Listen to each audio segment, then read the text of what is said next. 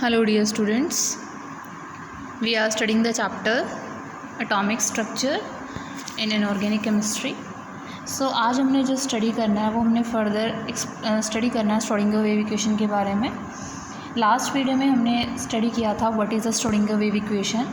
सो जो Schrodinger wave equation है वो हमारे पास क्या होती है, that is wave equation. it is curl to psi upon curl x square plus curl to psi upon curl y square plus curl to psi upon curl z square plus 8 pi square m upon h square e minus V psi is equal to 0। तो ये हमारे पास क्या होती है, Schrodinger wave equation. अब ये जो equation है वो वेव मैकेनिकल मॉडल था जो एटम का, उसके ऊपर ये बेस्ड होती है। इसी को हम फर्दर क्या है एक और फॉर्म में लिख सकते हैं, that is in form of energy. It is written as H psi is equal to E psi. So this is a equation for the system जिसमें एक जो एटम है और एक जो मॉलिक्यूल है उसकी जो एनर्जी है वो टाइम के साथ चेंज नहीं हो रही, दैट इज़ वो टाइम इंडिपेंडेंट है।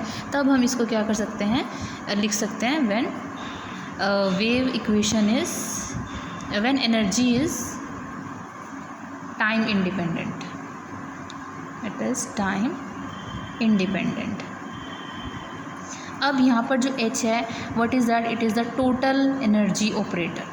देखो यहाँ पर right hand side and left hand Sai और आपके पास जो H है वो किसको रिप्रेजेंट करेगा यहाँ पे, एनर्जी को। So it is total energy operator, जिसको हम बोलते हैं Hamiltonian operator. It is Hamiltonian operator और इसको हम फ्रीक्वेंसी ऑपरेटर भी बोलते हैं, ऑल्सो फ्रीक्वेंसी ऑपरेटर। अब यहाँ पर जो H होता है उसकी वैल्यू क्या होती है, Hamiltonian operator it is the total energy. जो टोटल एनर्जी हमारे पास क्या होती है वो पोटेंशियल एनर्जी होती है प्लस क्या होती है प्लस काइनेटिक एनर्जी। तो ये यहाँ पर है जो है T है हमारे पास, ये काइनेटिक एनर्जी को रिप्रेजेंट कर रहा है और जो V है वो किसको रिप्रेजेंट कर रहा है, पोटेंशियल एनर्जी को। So this is the case. So यहाँ पर आपके पास क्या है, जो टोटल एनर्जी है सिस्टम की वो क्या है, वो सम होती है kinetic energy plus the potential energy. अब हमारे पास ये जो श्रोडिंगर वेव इक्वेशन है मैथमेटिकल इक्वेशन है, तो इसके कई सारे सोल्यूशंस भी होंगे। तो जो सॉल्यूशंस हैं वो आपके पास कौन से वैलिड है कौन से नहीं वैलिड है वो हमें यहाँ पर डिस्कस करना है। सो जो सॉल्यूशन होते हैं श्रोडिंगर वेव इक्वेशन के, उनसे हमें जो मिलेगा वो वैल्यू किसकी मिलेगी, हमें यहाँ पर एनर्जी की वैल्यू मिलेगी और जो साई है वेव फंक्शन उसकी वैल्यू यहाँ पर मिलती है। तो नेक्स्ट टॉपिक जो इसमें है that is solutions of Schrodinger wave equation. Schrodinger wave equation तो आपके पास क्योंकि ये second order partial differential equation है तो इसके काफ़ी सारे सॉल्यूशन एग्जिस्ट करते हैं, लेकिन वही सॉल्यूशंस को हम क्या करते हैं, मानते हैं जो आपके पास क्या करते हैं एक पर्टिकुलर वैल्यू को, जिनकी हम कह सकते हैं फिजिकल रियलिटी भी होती है और कुछ फिजिकल सिग्निफिकेंस भी हो। कुछ ऐसे सॉल्यूशंस होते हैं जो फिजिकली पॉसिबल नहीं होते, तो उसमें हम क्या करते हैं, किस टाइप से हम बताते हैं कि हमारे पास कौन सी साई की वैल्यू को हम एक्सेप्ट करेंगे, वो क्या है। तो सबसे पहले जो क्या है, इट हैज़ मैनी सॉल्यूशन। सबसे पहले ये पता होना चाहिए बिकॉज ये second order partial differential equation है, बट जो सिलेक्टेड है सबसे पहला है psi must B single valued. जो साई है जो हमारा वेव फंक्शन है उसकी क्या होनी चाहिए, एक सिंगल वैल्यू ही होनी चाहिए। मतलब एक पर्टिकुलर पॉइंट पे सिर्फ उसकी एक ही वैल्यू होनी चाहिए, ऐसा नहीं। इसका मतलब क्या है, साई आपके पास क्या बताता है, ये एम्पलीट्यूड बताता है उस वेव का। जब हम इलेक्ट्रॉन को एज अ वेव कंसिडर कर रहे हैं तो इस क्या है इलेक्ट्रॉन वेव का ये एम्पलीट्यूड बता रहा है, तो एक पॉइंट पे सिर्फ एक ही वैल्यू हो सकती है, उससे ज़्यादा वैल्यू नहीं हो सकती। इसलिए यहाँ पर क्या बोला जाता है कि जो साई है वो सिंगल वैल्यू होना चाहिए, क्योंकि एक टाइम पे एक ही जगह उस इलेक्ट्रॉन को फाइंड आउट करने की प्रोबेबिलिटी मैक्सिमम हो सकती है। दूसरा क्या है, that Sai must B definite. जो साई है उसके पास क्या होना चाहिए, एक डेफिनाइट वैल्यू होनी चाहिए, have a finite value. Third क्या है कि आपके पास जो साई है वो कॉन्टीन्यूस होना चाहिए। जैसे इलेक्ट्रॉन वेव है तो जो वेव होती है वो कॉन्टीन्यूस मैनर में होनी चाहिए। तो Sai must B continuous at all point in space. It is continuous at all points in space. Fourth क्या है, इसका मतलब क्या है आपके पास कि ये एक डेफिनेट वैल्यू देगा हर पॉइंट पे और अपने आप से अब्रप्टली वो चेंज नहीं होगा एक पोजीशन से दूसरा, मतलब वो डायरेक्ट यहाँ से यहाँ नहीं जाएगा, वो ये पाथ फॉलो करेगा एक कॉन्टिन्यूस मैनर में, देन वो किस में चेंज होगा, क्रस्ट से वो ट्रफ में चेंज होगा, और एक कॉन्टिन्यूस मैनर में वो क्या करेंगे, अपना फेस चेंज करता है। फोर्थ पॉइंट क्या है, psi must be normalized. Psi must be normalized. Normalized का मतलब क्या होता है कि आपके पास जो टोटल प्रोबेबिलिटी होती है एक इलेक्ट्रॉन को फाइंड आउट करने की एक पर्टिकुलर स्पेस में, तो वो क्या होनी चाहिए, that is equal to 1। Means हमेशा चांसेस होने चाहिए कि आपके पास उस पर्टिकुलर एरिया में इलेक्ट्रॉन मिलेगा ही मिलेगा। फिफ्थ क्या है, psi must become zero at infinity. Sai must become zero at infinity. That means अगर हम लार्जर ऑब्जेक्ट्स की बात करते हैं, जो न्यूक्लियस से हम लार्जर ऑब्जेक्ट का डिस्टेंस ले रहे हैं, तो उस टाइम पे ये वैल्यू स्मॉल होती जाएगी, और जितना ज़्यादा डिस्टेंस बढ़ता जाएगा उस टाइम पे ये वैल्यू और क्या हो जाएगी, लेस हो जाएगी। तो इसी वजह से इसको हम क्या बोलते हैं कि ये साई क्या हो जाएगा, ज़ीरो, क्योंकि हमें पता है कि जो एक एटम है वो फाइनाइट होगा, उसकी कुछ ना कुछ बाउंड्री है, अगर उसकी बाउंड्री नहीं होगी तो वहाँ पर वेव फंक्शन एग्जिस्ट नहीं करेगा। तो अगर हम इन सब बातों से देखें तो हमें क्या पता लगता है कि जो श्रोडिंगर वेव इक्वेशन है उसका फिजिकल मीनिंगफुल वो तभी है जब साई की वैल्यू क्या हो, सिंगल वैल्यू हो, वो एक फाइनाइट वैल्यू हो, दूसरा वो कॉन्टिन्यूस हो, वो नॉर्मलाइज्ड भी हो, और क्या है उसके पास एक फाइनाइट जिसको बोलते हैं ज़ीरो वैल्यू हो, या अगर जब हम कहाँ बात कर रहे हैं इन्फिनिटी पे या कुछ ना कुछ वैल्यूज़ हो, तो आपके पास इनमें एक टर्म आती है eigen values and eigen functions की। तो आइगन वैल्यूज़ कौन सी वैल्यूज़ हैं, आइगन वैल्यूज़ साई की वो वाली वैल्यूज़ हैं जो टोटल एनर्जी को कंट्रीब्यूट करती हैं, और उसके कॉरस्पॉन्डिंग जो वेव फंक्शंस होंगे उसको हम क्या बोलेंगे, that are the eigen function. So what are eigen values, क्योंकि हमने अभी बताया काफ़ी सारे सॉल्यूशंस हैं, लेकिन हमने सिर्फ उन्हीं को लेना है जो हमारे पास फिजिकल सिग्निफिकेंस रखते होंगे। So eigen values are, these are important terms, these are the definite values of total energy for solution of Schrödinger wave equation which have physical significance, means जो applicable हो, which have physical significance। अब इन्हीं के corresponding हमारे पास जो क्या होंगे, wave functions होंगे, उनको हम क्या बोलेंगे, eigen function. So what are eigen functions, again important. Eigen functions are the solutions of Schrödinger wave equation which have physical significance, which have physical significance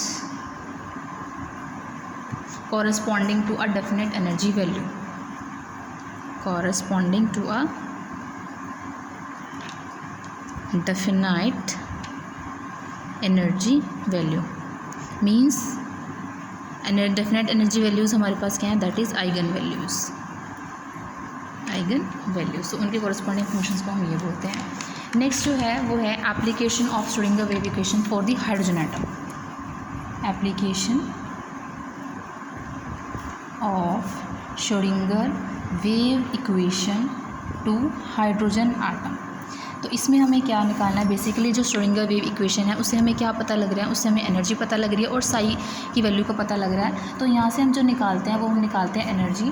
तो जो हमारे पास थी equation that is delta two psi plus 8 pi square M upon H square E minus V psi. इस Schrodinger wave equation को हम ऐसे भी लिख सकते हैं। तो उसके लिए हमारे पास जो एनर्जी आती है ये हमें क्रैम करनी है। It have a value -2 pi square me4 z square upon n square h square. तो ये हमारे पास वैल्यू आती है।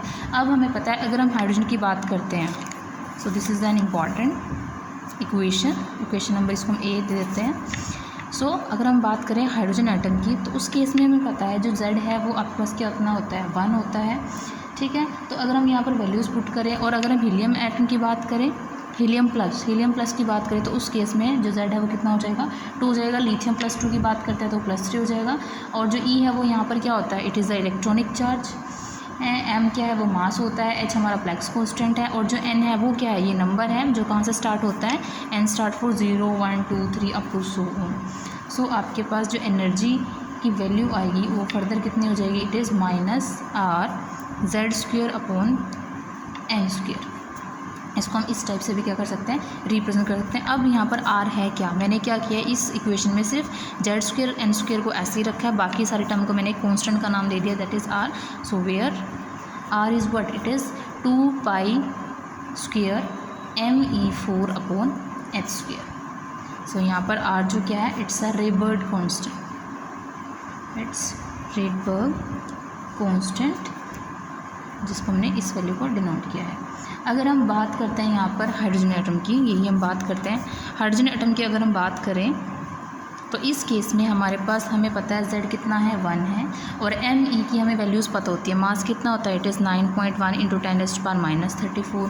H कितना होता है, H is equal to it is 6.6 into 10⁻⁻34। तो ये वाली वैल्यूज़ अगर हम यहाँ पर सब्स्टिट्यूट करते हैं तो हमारे पास जो एनर्जी आती है that is -2.17 into 10⁻18 upon N square joule per atom.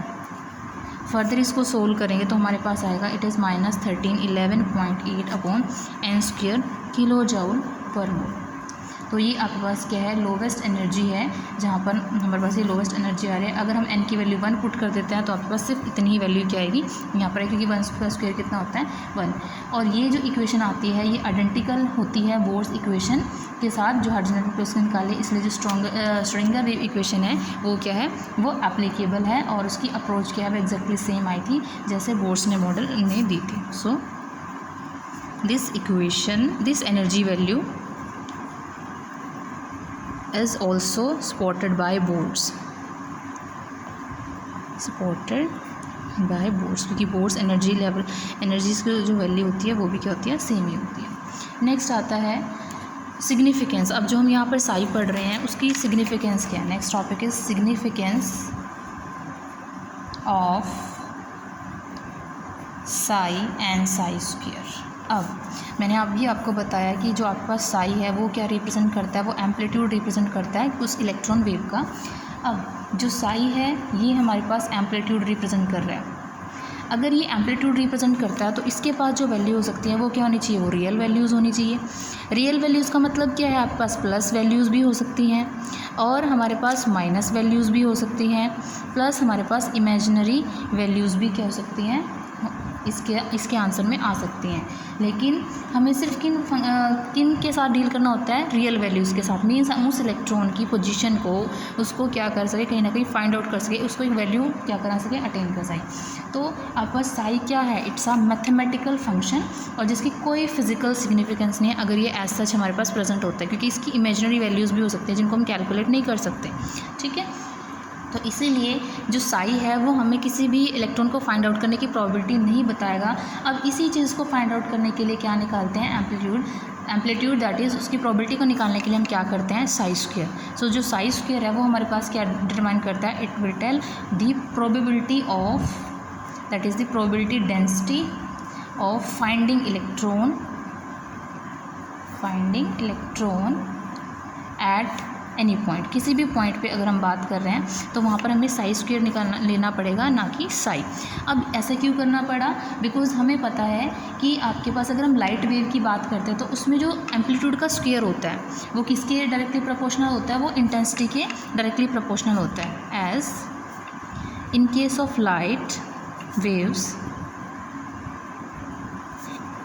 Light waves जो एम्पलीट्यूड स्क्वायर होता है वो डायरेक्टली प्रोपोर्शनल होता है इंटेंसिटी के। अब जो मैटर आपके पास इलेक्ट्रॉन है वो भी एज अ वेव ही बिहेव कर रहा है, तो उस केस में जो एम्पलीट्यूड स्क्वायर है वो किसको डायरेक्टली प्रोपोर्शनल होगा, इंटेंसिटी के। मतलब अब उस इंटेंसिटी को हम यहाँ पर किससे डिनोट करते हैं, दैट इज़ प्रोबेबिलिटी से। तो यहाँ पर amplitude square is equal to what, it is the psi square. So psi does not have any physical significance, but जो फिजिकल सिग्निफिकेंस है वो किसकी है, that is of psi 2 square. That means जो हम क्या कर रहे हैं, किसी भी पर्टिकुलर एरिया में इलेक्ट्रॉन फाउंड कर रहे हैं तो उस केस में क्या है, वो हमें मैक्सिमम प्रोबेबिलिटी बताएगा कि वहाँ पर वो इलेक्ट्रॉन प्रेजेंट है या नहीं है। अगर हम एक वॉल्यूम एलिमेंट की बात करते हैं तो उसमें जो वॉल्यूम है उसको हम dV लेके चलते हैं, तो हम क्या करते हैं, किसी भी इलेक्ट्रॉन को फाइंड आउट करने की जो प्रोबेबिलिटी है उसको हम कैसे निकालते हैं, दैट इज़ जो साई स्क्वायर होता है उसको मल्टीप्लाई कर देते हैं dV में। सो फॉर वॉल्यूम एलिमेंट की अगर हम बात करते हैं dv होता क्या है, it is dx into dy into dz, it is the product of the 3 coordinates in differentiation. So जो आपके पास साई स्क्वायर dv होगा वो क्या करेगा, it will tell the probability of finding electron within the volume dv, within volume dv। अब यही जो probability है वो लार्ज भी हो सकती है, स्मॉल भी हो सकती है और ज़ीरो भी हो सकती है, लेकिन इमेजिनरी नहीं होगी। Probability can't be imaginary. So probability may be small भी होगी, लार्ज भी होगी एंड ज़ीरो भी हो सकती है, even zero, but not imaginary नहीं होगी। इसको हम एक एग्जांपल से भी क्या कर सकते हैं, निकाल सकते हैं। सपोज़ करते हैं हमारे पास साई की वैल्यू क्या आ गई है, अगर हम इसको लेके चलते हैं in terms of imagine number, तो हम मान लेते हैं कि हमारे पास जो साई है वो हमारे पास कितना है, x प्लस आयोटा वाई। अब हमें निकालना क्या, प्रोबेबिलिटी के लिए हमें क्या निकालना है, दैट इज़ साई स्क्वायर। तो हम साई स्क्वायर को कैसे लिख सकते हैं, psi square it is written as psi into psi star, मतलब इसका कॉम्प्लेक्स कॉन्जुगेट। तो इसी का कॉम्प्लेक्स कॉन्जुगेट क्या होता है, जिसमें हम क्या कर सकते हैं, सिर्फ यहाँ पर माइनस साइन का क्या कर देते हैं, चेंज। तो साई स्क्वायर आपने निकालना है, प्रोबेबिलिटी आपने निकालना है, it is psi into psi star. तो ये आपके पास कितनी हो जाएगी, it is X plus iota Y into X minus iota Y. जब इनको मल्टीप्लाई करेंगे it is x square minus X iota X Y plus iota X Y it is minus iota square Y square. तो ये दोनों यहाँ पर term cancel हो जाती हैं, बचेगा क्या हमारे पास, it is x square minus iota square Y square. अब हमें पता है what is the value of iota square, it is iota square it is equal to -1। अगर आयोटा स्क्वायर -1 है तो हमारे पास जो प्रोबेबिलिटी डेंसिटी है that is psi into psi star, तो हमारे पास ये कितना आ जाएगी, इट इज़ एक्स स्क्वायर, यहाँ पर था minus iota square and Y square, तो यहाँ पर हो जाएगा एक्स स्क्वायर माइनस यहाँ पर वाई स्क्वायर, तो it is x square plus Y square. So X square plus Y square क्या है, ये आपके पास क्या आएगी, एक पॉजिटिव क्वांटिटी यहाँ पर आएगी। सो दैट इज़ वाई हमने लिखा है कि जो साई स्क्वायर है, जो प्रोबेबिलिटी है वो ज़ीरो हो सकती है, लेकिन वो नेगेटिव इमेजिनरी नहीं हो सकती। ठीक है, नेक्स्ट हमारे पास जो इसमें फर्दर टर्म्स आती हैं that is normal and orthogonal wave function, normal and orthogonal wave functions. तो सबसे पहले हम पढ़ेंगे what are normal wave function. अभी मैंने आपको बताया नॉर्मलाइज का मतलब क्या होता है कि जो प्रोबेबिलिटी होती है किसी भी स्पेसिफिक एरिया में इलेक्ट्रॉन को फाइंड आउट करने के लिए वो कितनी होती है, 1। तो यहाँ पर क्या है, अगर हम वेव फंक्शंस को सेटिस्फाई करें कि ये अबव कंडीशन को हमारे पास क्या करें, सेटिस्फाई को, उसको हम क्या बोलेंगे कि वो नॉर्मलाइज वेव फंक्शन है। तो इसके लिए हम क्या करते हैं, हम शो करते हैं कि आपके पास जो इंटीग्रल होता है, एक हम एरिया जो क्या है लेके चल रहे हैं पूरा होल स्पेस, वो -∞ से +∞ में ले रहे हैं, तो उस टाइम पे जो इंटीग्रल होता है साई स्क्वायर का किसी भी पर्टिकुलर डायमेंशन में, अगर हम 2 डायमेंशन की बात करें तो it is dx into dy, और अगर 3 की बात करें तो it is dx into dy into dz, that is equal to 1। इसी को हम फर्दर कैसे लिख सकते हैं, जो स्पेस है वो -∞ टू +∞ है, it is psi into psi star dx dy dz is equal to 1। मतलब जो प्रोबेबिलिटी होती है वो आपके पास क्या हो सकती है यहाँ पर 1। अगर यहाँ पर इसमें क्या है, जो साई है वो इमेजिनरी भी हो सकता है। अब ये जो कंडीशन है आपके पास जो नॉर्मल वेव फंक्शन शो करता है ये रीज़नेबल है, क्योंकि प्रोबेबिलिटी हमेशा यूनिटी होती ही है, कहीं ना कहीं वो यूनिटी होती है कहीं भी उस स्पेस के अंदर। अब यहाँ पर क्या है, जो साई स्क्वायर है या साई इंटू साई स्टार है वो आपके पास क्या है, वो प्रोबेबिलिटी डेंसिटी बताते हैं किस रीजन में, dx dy एंड dz के अंदर। सो अगर हम क्या करें, वेव फंक्शन को नॉर्मलाइज हमने बनाना है तो उसमें हम एक कांस्टेंट से भी उसको मल्टीप्लाई कर सकते हैं, that is n। So n से अगर हम मल्टीप्लाई करते हैं तो n is our normalized constant, it is a normalized constant, so it become -∞ to +∞ n psi into n psi star dx dy and dz।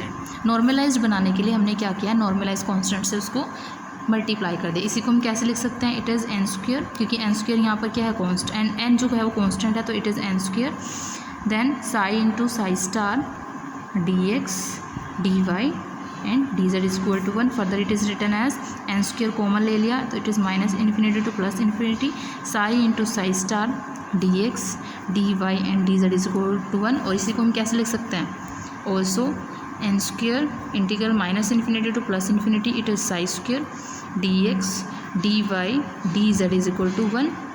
और it is written as minus infinity to plus infinity psi square d x d y and d z is equal to 1 upon ये यहाँ पर हो जाएगा n square that is minus n to square. तो ये हमारे पास था नॉर्मलाइज्ड वेव फंक्शन. अब हमारे पास आएगा सेकंड ऑर्थोगोनल वेव फंक्शंस.